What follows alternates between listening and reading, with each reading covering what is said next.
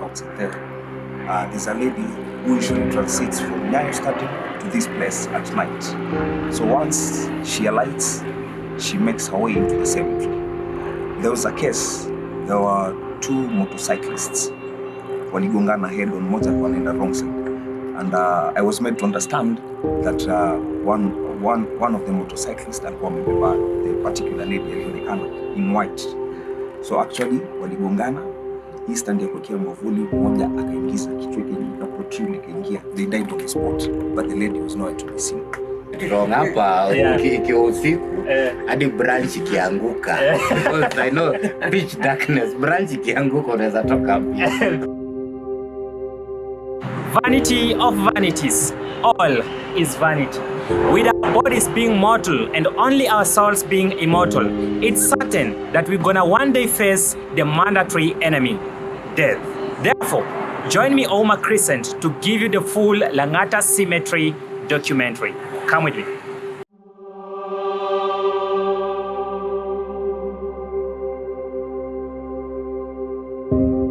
Langata Cemetery is the largest public cemetery in Kenya, and it is located in the Kenya's capital, Nairobi City. It was opened in 1958 when City Park Cemetery became full, with the British Flint, Michigan being the very first person to be buried in the cemetery. This is the first ever grave to exist in Langata Cemetery, and it belongs to the British by the name Flint, Michigan, who was buried here back in 1958. Isaac and Vincent are significant figures in Langata Cemetery. My names are Isaac Pungu, and I'm a customer service officer stationed here at Langata Cemetery. And I just found myself here by chance because the initiative to bring at least a customer-centric cemetery was one of the governor's visions for Langata. At least iwache kukaa somewhere isolated, so he tried at least to look for those gaps, and wakasema at least wacha some personnel wakuja hapa wa focus on the customer, bringing things like problems, issues, positive feedback. All of them always help. My name is Vincent Onyango. My main duty here is the allocation of grave numbers and partly cremation. How did I find myself here? I found myself here after the loss of my sister. To me, Langata Cemetery is more tertiary because before I used to work at the city mortuary. That one is much primary. It used to give me the days of memories assistant. So when I was let up at like some sort of punishment, and my sister akakufa during that period, I decided to remain here. So actually, with regard to the same, Langata Cemetery is more tertiary in terms of anything funeral.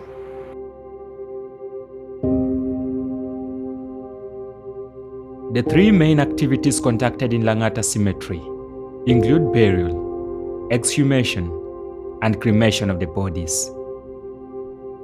We are trying to make Langata to be an option, to where loved ones can bring their families, their deceased ones to Langata. Na isikaya sifati. There was that notion, akiwa Langata ametupwa. So that is the main thing. 3 factors are considered before determining the burial cost of the deceased at Langata Cemetery. And these are the age bracket of the deceased, the death place of the deceased, whether within or outside Nairobi City County, and finally, whether the deceased is to be buried in a permanent or temporary grave. Burial in a temporary grave varies depending on the age of the deceased. An infant is buried at a cost of 2,000 Kenyan shillings. A child at a cost of 4,000 Kenyan shillings. while an adult is laid to rest at a cost of 7,000 Kenyan shillings. On the other hand, being buried in a permanent grave within Lang'ata Cemetery is determined with the place of death of the deceased on whether he or she died within or outside Nairobi City County. An infant who dies within Nairobi City County is buried at a cost of 15,500 Kenyan shillings, while an infant who dies outside the city is buried at a cost of 20,500 Kenyan shillings.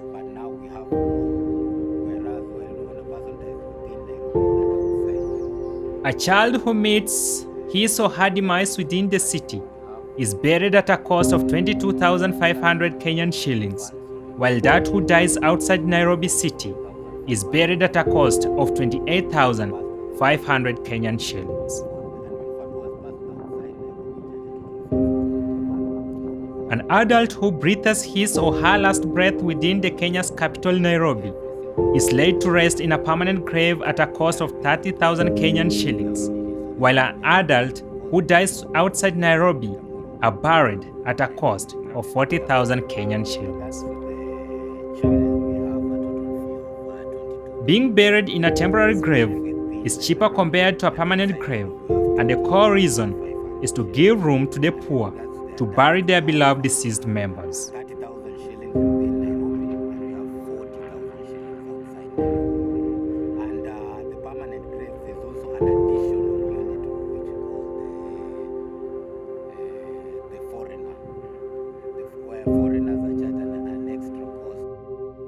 The difference between a permanent and temporary grave is that a temporary grave has a limited time frame of 99 years.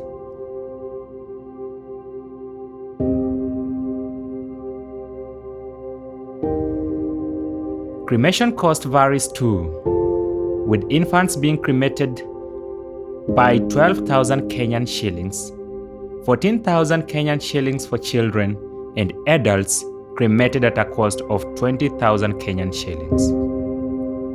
Cremation is conducted twice a week, but with no specific day, for it depends on the booking. The casket carrying the deceased is carried from the chapel to the crematorium, with the head first, of course, in company of the family members. Onyango says he has never experienced a cultural shock where the family requests their beloved to be led into the crematorium with the legs first. In a week, how many times do you attend cremation? Maybe twice or thrice in a week. Are there specific days for cremation? No. Once you've made the booking, Yeah. you have the right to cremate the very day you want to cremate. Any of the 7 days? Between Monday and Saturday. Okay. So you don't open on Sundays, huh? No, we don't open on Sundays. Now the body has been wheeled from the crematorium, from the chapel into the crematorium with the head first.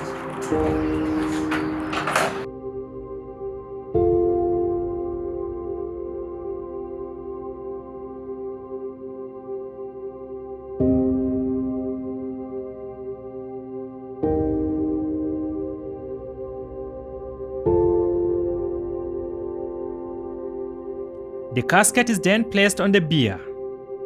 Then final rites are conducted. It is then pushed into the furnace and the door closed. But the beer will be here now. Okay. Should I roll it? Okay. So this is how it's done.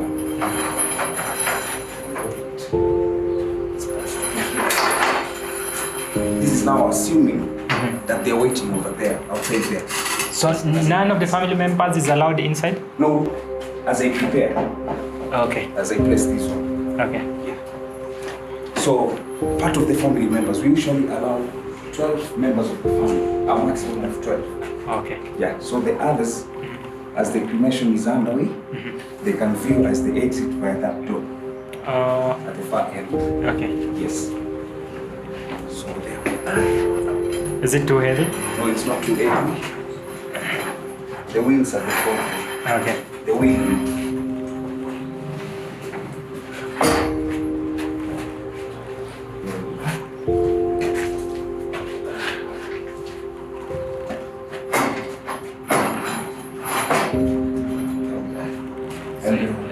casket right on top here. Before you place the casket, you have to apply the brakes, Oh, the handbrake, okay.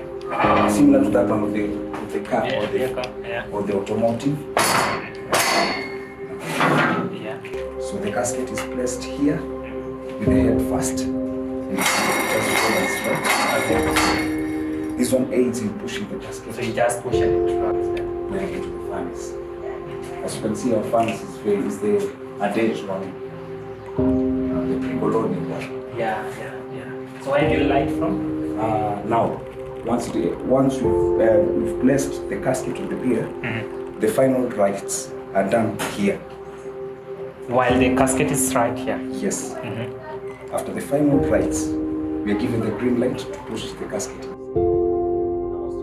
A paper is then soaked in diesel and applied on the casket, after which one of the immediate family members lights a matchstick to kick off cremation process. If it was a man, maybe the wife or the son. The wife or the son. Okay. So amongst the 12 nominated Family members, Yeah. one of them will inspect the match. Okay. And he or she Diesel is used instead of petrol because petrol is highly here, flammable. we shall have soaked some pieces of paper Yeah. in diesel, right? So they use petrol. No. Petrol is inflammable. Okay. So you use this one. We use diesel because You apply on the casket. no. Yeah, we usually even apply on the casket.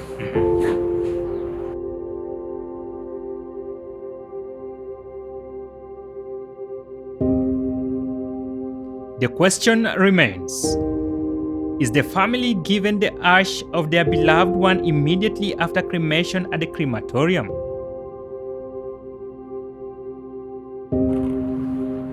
If we were to collect all the ashes, we wouldn't differentiate the ashes of the flesh, that one of the casket, and those ones of the cloth. Exactly.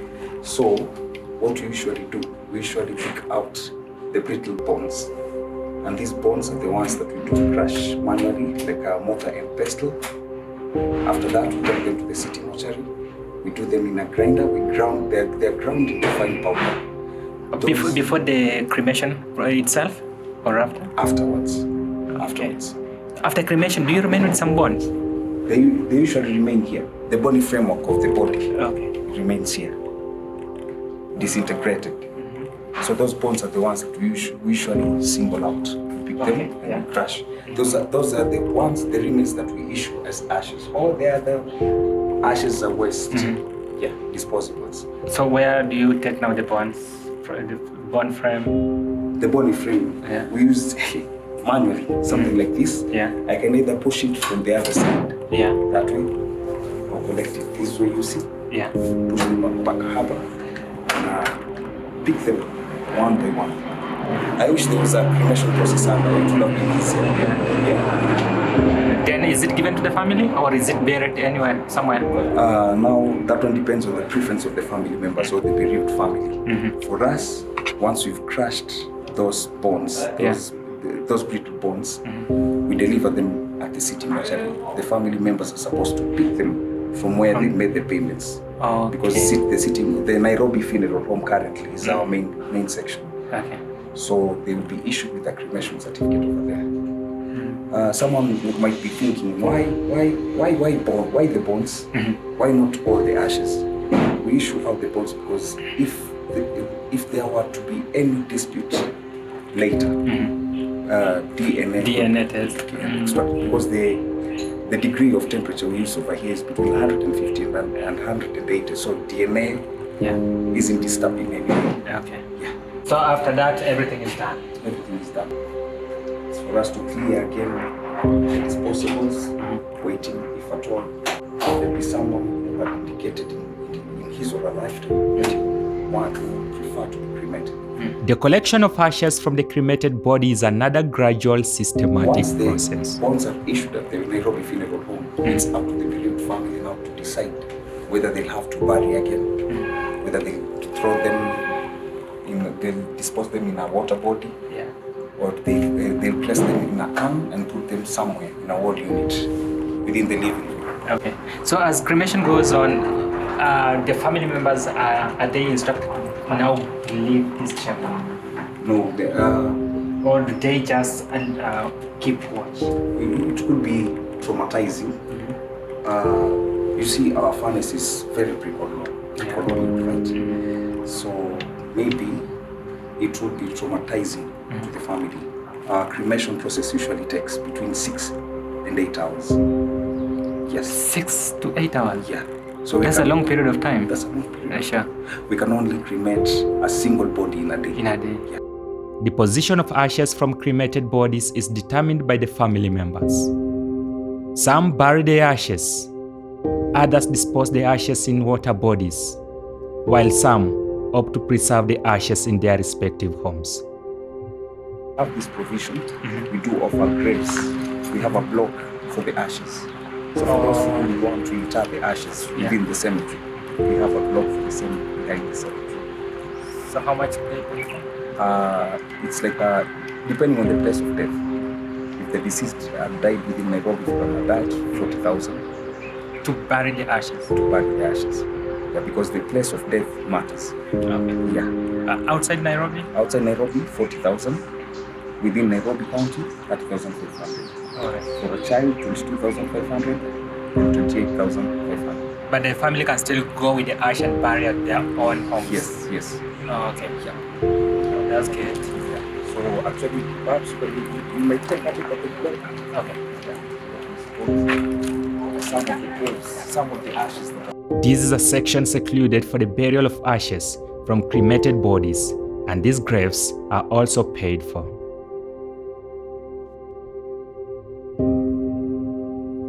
Death. How deep has the word death sunk in your mind? What is death? Does death come with benefits? Must we die? Of course, yes. But why? If we must die, then what is the essence of living? Do we live to die or die to live? Death remains to be an unwanted mandatory guest to everyone, though when, where, and how is the underlying mystery.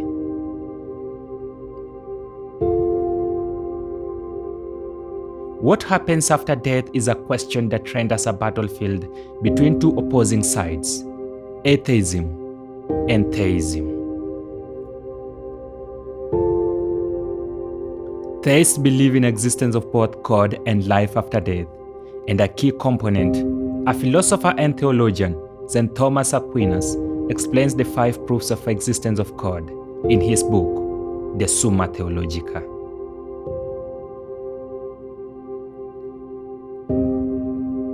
On contrary, atheists refute the existence of God and life after death, claiming that death is the cessation of existence of an individual.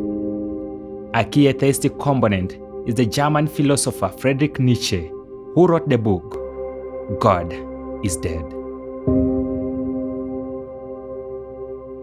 Nietzsche famously declared God is dead not as a literal statement, but as a philosophical observation about the decline of religious belief and the implications of a world without a divine foundation of morality and a meaning, a world where humanity must now create its own values.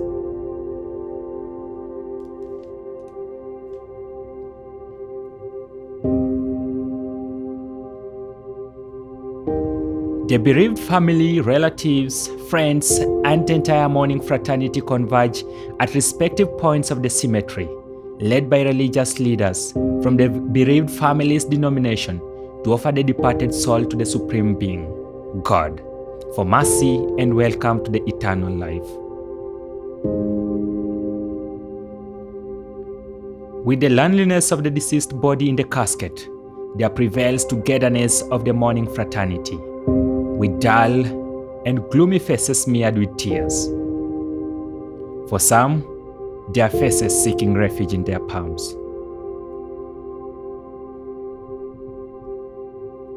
Possibly the deceased embracing warmth from their wooden caskets after several hours, days, or even months in preservatory cold rooms of funeral homes, whose freezers temperatures typically range between -10 degrees Celsius to negative 20 degrees Celsius to slow down decomposition. After the burial service comes the culmination point, the burial of the deceased, a point which reminds everyone that vanity of vanity, all is vanity.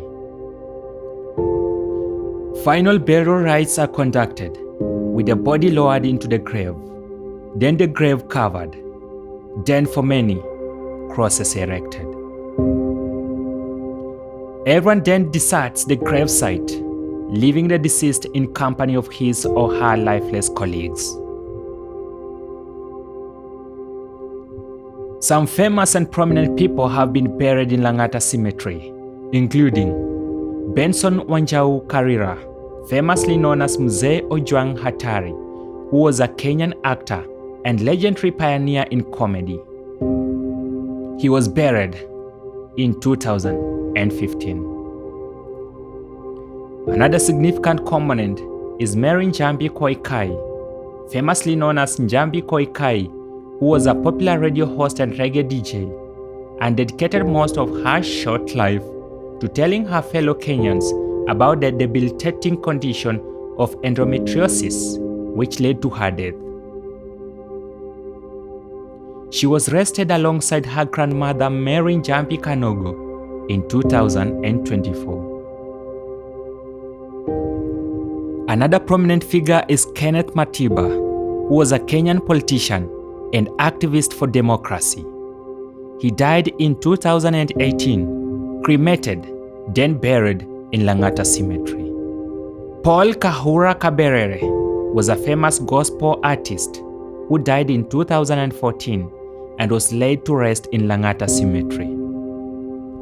Patrick David Shaw, who was a reservist, also remains to be a key figure inside Langata Cemetery. He was shot dead on Valentine's Day back in 1988. Leonard Mambo Mbotela, a former Kenyan journalist whose journalism career spanned more than 5 decades, is another key figure resting in Langata Cemetery. His role during the dramatic events of the 1982 coup attempt to overthrow President Daniel Arap Moi forever paints his name in the Kenyan history. Do we have incidences whereby more than one body is buried in the same grave? Yes, we do. That is called the grave reopening, where the family of the first deceased is the one that gets to say whoever gets to be buried again.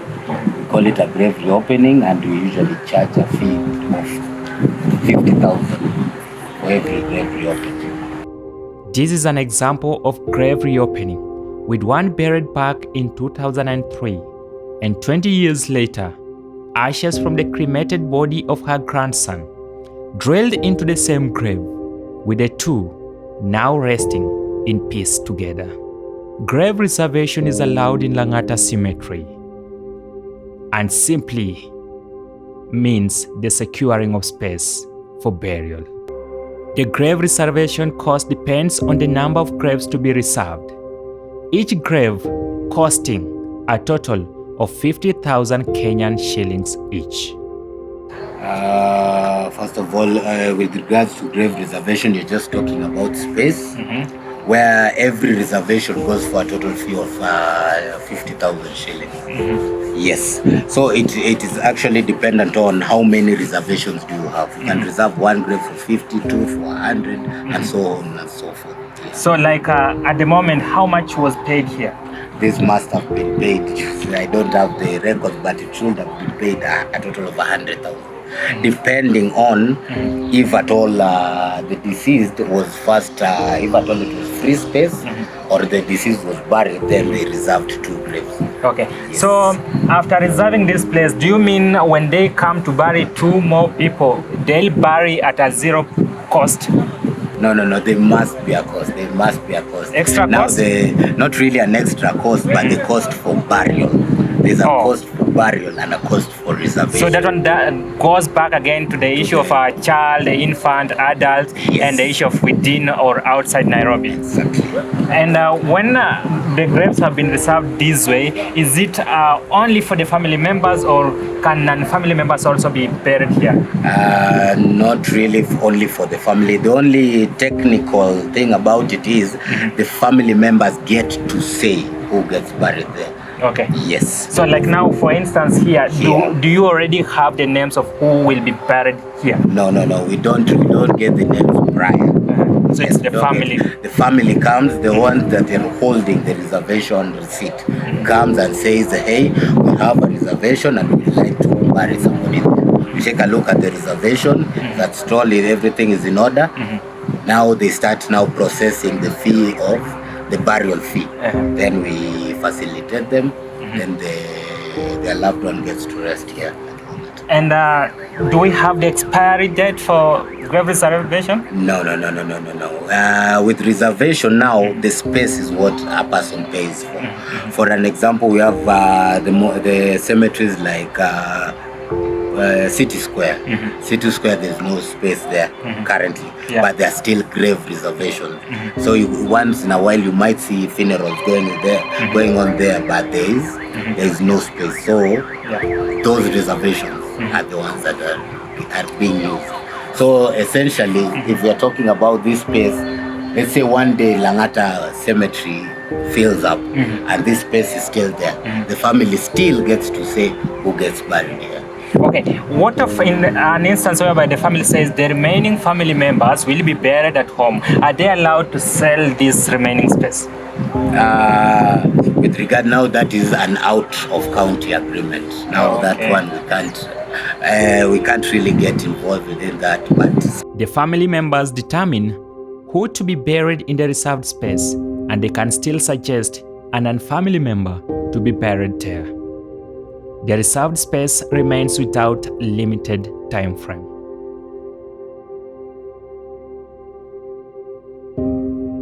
A section of Langata Cemetery is composed of graves mainly for Europeans. During that period of time, there was this segregation even in death. Actually, as we speak, there's zimegawanishwa into RC. Those that wale walikuwa profess the Catholic faith walikuwa wanazikwa kwa block ya RC, meaning Roman Catholic. For those Protestants walikuwa wanazikwa kwa block ya CE ama Church of England. So hapo utapata blocks mingi, kuna RC, kuna CE and everything.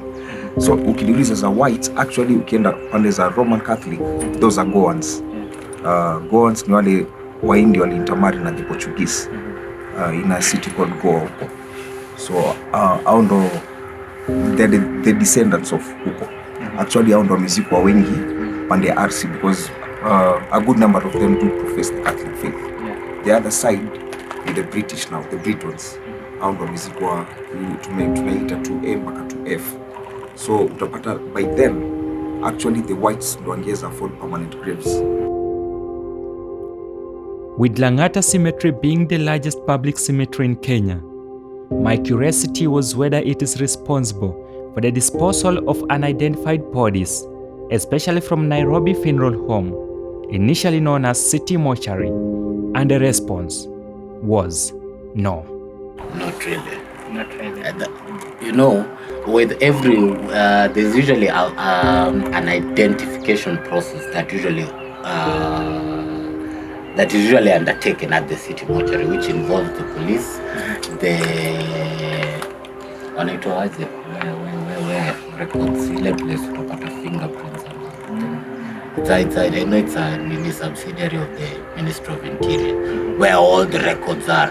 Yeah, National Registration Bureau. Exactly. Yeah. So there's usually a constant, because every single unidentified body goes to the city mortuary. So there's usually a constant identification. I'm trying to identify people that goes on almost every day at that facility. Yeah. So speaking on that, inaweza kuwa a little beyond my privy. Every day in Langata Cemetery is a beehive of activities, and despite many people being afraid coming eyeball to eyeball with graves, for this kid, this grave is her playground. With no barrier around the cemetery, livestock is rendered free entry, penetrating through the graves as they find something into their stomachs for sustainment. And this flock of sheep, possibly its whole generation, from the eldest of the great-great-grandparents to the youngest lamb, is a visible evidence. The hyenas from Nairobi National Park, which borders Lang'ata Cemetery, remain a threat and gives restless nights to the deceased by exhuming bodies, especially from non-cemented graves, thus leaving them resting in pieces and not peace as expected. In terms, I do believe the KWS are doing their jobs, yeah. But in terms of that, me myself seeing bad. The existence of ghosts within the cemetery is a common conspiracy theory, and both Isaac and Vincent have different perceptions.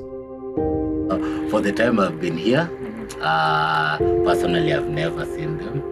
I'm very curious, me as an fresher sana if somebody ever, like, there it is, yeah. But personally I've never seen them. But it's, at the end of the day, it's a public place. Somebody has to do this. Yeah, it's just because everybody, hata ukipata pale Ocha, people have grave sites. This is just because imeleta majority of mingi to one place. That's the only difference that is there. But in terms of ghosts and everything, personally, I've never encountered a ghost within the cemetery.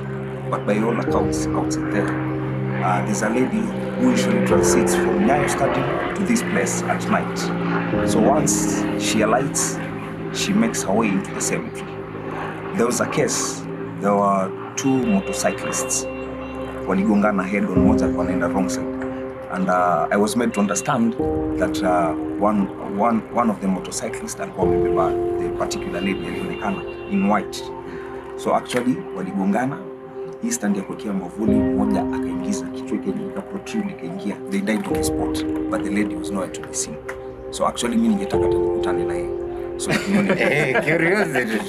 Don't get it wrong. Hapa ikiwa usiku hadi branch ikianguka.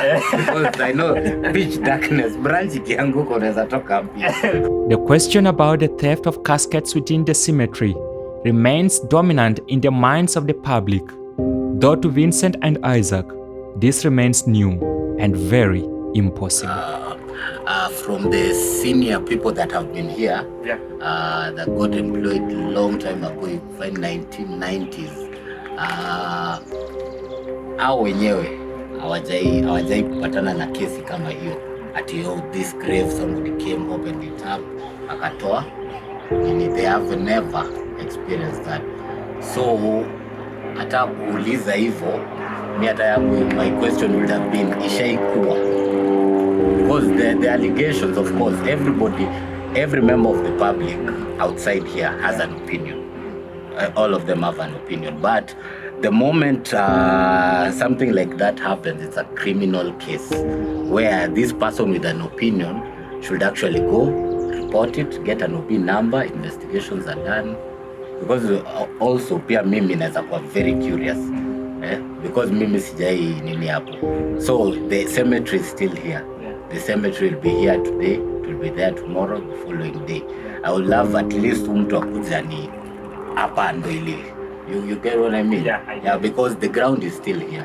The records are there, we have grave numbers, we have say it's this and grave. In as much as John Kibera, a reformed gangster who preaches in the streets of Nairobi City, claims he was initially stealing caskets from Lang'ata Cemetery before escaping death by a whisker.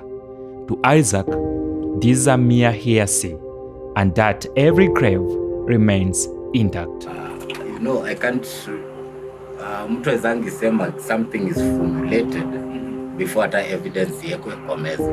Maybe this guy has evidence zenye Isaac doesn't have. But if at all any family has any problem within the cemetery, the first thing wanafanyanga ni wanaenda kwa ofisi, they report the problem. Ndio tujaribu ku look for solutions and all that. So imagine a case where mtu amekuja grave amepata grave yake yenye alizika jana is open. That one is immediate intervention. But so far, since nikuja hapa, I've not had any major case, because that is major. That is major. So I'm very curious hata yeye mwenyewe anatoanga history wapi. Langata Cemetery encounters 3 major challenges: absence of water, latrines, and even electricity. And just to commence with latrines. As much as we come to work every day, we try at least to make sure our clients have the best affordable resource available to them. Yeah. So on regards to the toilets, first of all, the planning of the cemetery is an issue. Yeah, because the toilets, when you get a new area, the first thing you put up are the toilets. Exactly. Mostly an area where you're going to dig all over. The toilets should come first. Because that one, you can't just start digging around right now, where we are right now. Because if you start digging, unapatana na there are graves all over. So imagine what digging an outlet to the main system can do. But currently we are using the eco-friendly. There are some that have been, I think 4 have been set up within the cemetery. The eco-friendly, the ones that somebody uses sodas and all that. Yeah. So we are really trying slowly to cope with it. We raised it and the county responded. So we really hope that with regards to improvisation has been part of the government. Access to water within the cemetery has been a nightmare, and those bereaved have been forced to dig deeper into their pockets to buy water to cement graves of their beloved ones. Where do they get? They have to go far. We're talking about the positive side. We have a river that passes. It's a seasonal river, but it passes near the cemetery. So they have to go all the way there just to get water. Or if at all they are financially okay, there's always what is the name? The truck. Access to electricity within the cemetery is also another dream that is yet to be actualized 67 years down the line. With accordance to electricity, mostly, majority of our clients visit the cemetery during the daytime. And electricity, I can't really say electricity at that time is a priority as much. But when it comes to night time, you need the lights, at least the big street lights. And in that case, you're not really talking about electricity, but power, which can also be generated through solar panels, as we see some being done. Yeah. With the world being in the digital era, Langata Cemetery still resides in the analog era, with details kept in books. Unfortunately, with regard to Langata Cemetery, we are 100% analog. 100%. Yeah. So you don't use computers? We do not use computers. So what of instances that whereby those record books are misplaced? Now with that, just a way that came up even before me to cope with that is that every record within Langata is usually kept. There's a duplicate record at the city, at the Nairobi Funeral Home. There's a duplicate record. So in case anything happens to the records on this side, there's always a reference on the other side. The state of Langata Cemetery Crematorium remains to be a worrying one, with its roof halfway naked. At this point, the government remains in the state of limbo on whether to renovate the crematorium or build a new one. There was actually the board, the Nairobi County Funeral Board. They were here on Saturday, or was it on Friday, just to assess that. The state of the crematorium. So if you see the whole board coming here, maybe there are positive sides, maybe there will be white smoke. Maybe in your view, personal view, should the government renovate it, or should they come up with a modernized crematorium? Now with that, you know, it always depends on funding. Everything is dependent on funding. So depending on how they allocate the funding or what the measures where they take or which will be taken in allocating that funding will actually inform a lot. They can budget to renovate, they can budget to come up with a new one. Okay. Na kĩrĩndĩ kĩu ngũciria Jesũ nĩ akoretwo nakĩo kahinda kanene mũno na nĩguo aigire nĩ kwenda gũthiĩ hihi mũrĩmo ũrĩa ũngĩ. With man's death predetermined, what happens after death remains the mystery. And this is where reason and faith remain to battle.